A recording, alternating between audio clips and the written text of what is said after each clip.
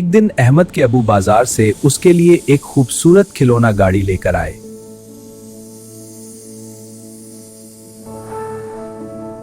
अहमद अपनी नई खिलौना गाड़ी देखकर बहुत खुश हुआ और सारा दिन उसके साथ खेलता रहा।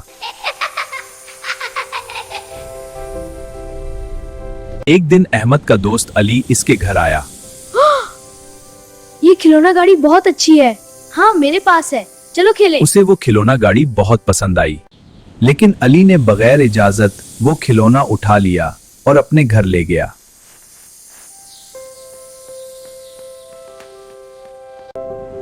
अहमद अपना खिलौना ना पाकर बहुत परेशान हो गया और उसके अबू भी फिक्रमंद हो गए।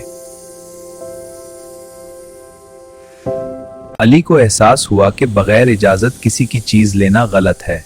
मुझे माफ कर दो। इसने खिलौना वापस किया और माफी मांगी। हमें कभी भी बगैर इजाजत किसी की चीज नहीं लेनी चाहिए। ये एक अच्छी आदत नहीं है। अल्लाह हर वक्त हमें देख रहा होता है।